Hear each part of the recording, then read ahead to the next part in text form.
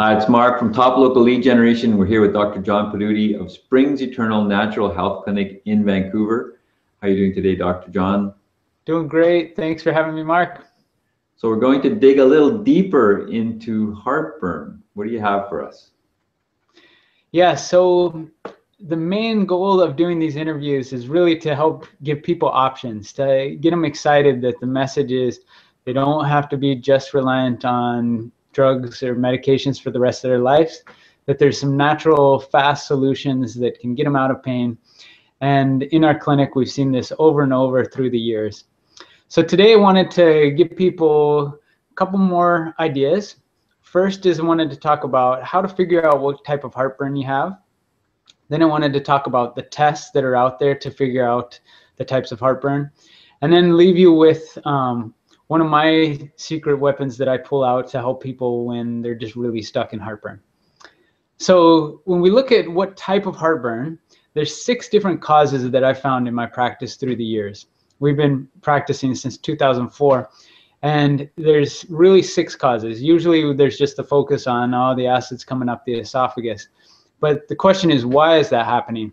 And so when we really explore deeper, we can find 6 main causes that trigger that acid to pop up into the esophagus. So we have questionnaires. So when patients come to our office, we go through all these questions that really help hone in. And so unfortunately, I can't, it wouldn't be good medicine to just say, oh, tell me right away what, fill out this question and I'll tell you what heartburn you have. So we have to do a little more exploration. But I just wanted people to understand that that's a really good way of discovering what type. And ultimately, testing is the best way to figure out, either figure out what type you have or to figure out how bad things are. So the top test that we're looking at is, from Western medicine, there's the endoscopy. So put a camera down, let's see how irritated things are.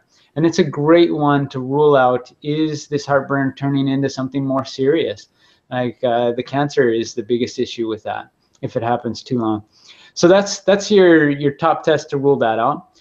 But when we're looking at just function, like, okay, this has just started or it's been going on for a while, but I don't think there's cancer.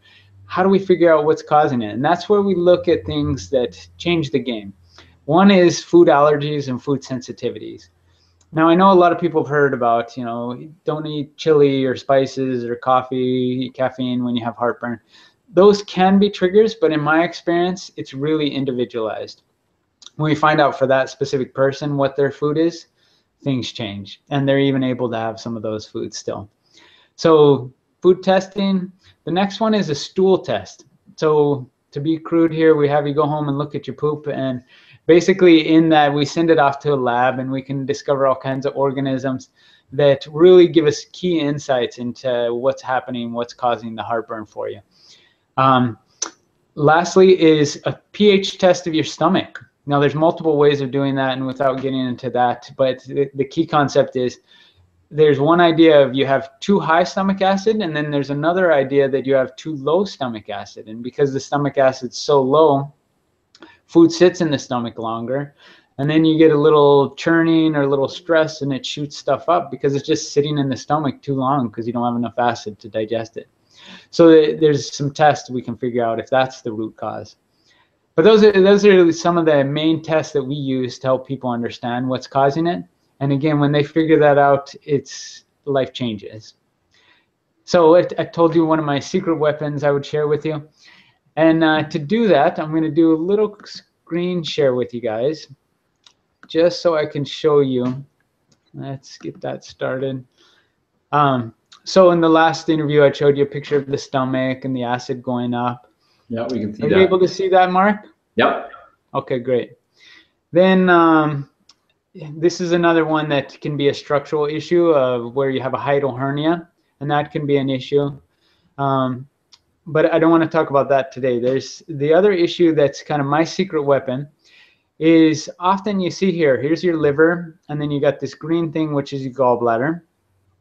That comes in and dumps into the first part of your intestines called your duodenum. And you don't need to memorize these names, but basically that's where your stomach acid or the food that you break down in your stomach first dumps into your duodenum, but also this dumps in there. And when people's liver's overloaded, so they have too much junk in their system that they're cleaning out, they'll actually release bile that irritates the duodenum.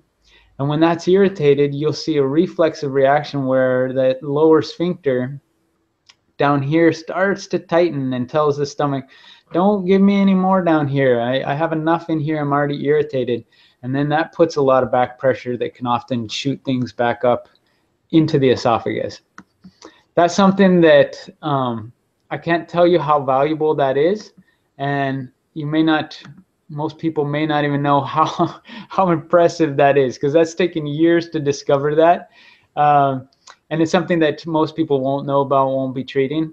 Most people are talking about the low stomach acid, which is a factor, but there's so many other causes, and that's just one of the other ones we look into. Lastly, I'll just leave you with the story of a patient. He had been suffering for heartburn for years. Again, he was on all of the acid blocking medications, but unfortunately he was now having diarrhea, and he's now had several years of diarrhea, and it was just kind of, things just kept getting worse and worse. And so we did what we talked about. We ran some tests, figured out what was the root cause. He worked his plan, and for him, he had been on these medications for 20 plus years. So when he finally started working the program, it took a little bit of time for his body to adjust. You know, you're on these acid blockers, you're going to get a rebound, and it's a little bit of a mess initially. But it was actually within 2 months, and his diarrhea went away and the heartburn went away. So just another great story of you find the root, you treat it, and the body heals. So with that, I'll kind of leave everybody with these 3 take-home thoughts. You know, if you forget everything we talked about, just know that if you find and treat the root cause, your body can get better. And you may not know what that root cause is, and that's where you might need some guidance to help, either through testing or just experience I can help you with there. Then I also want people to remember that treatment can be in their control. It's not something they have to be totally reliant on someone else or on medications. And hopefully with sharing just a little testimony where it inspires you, or at least hearing me talk inspires you to know there's some other options out there. So if you're serious about getting to the root cause of your heartburn, then give us a call. We would love to help you. Or if you know anybody who wants to get to the root of their heartburn, is done with all this pain, they don't need to be suffering needlessly. And I look forward to helping people get out of pain.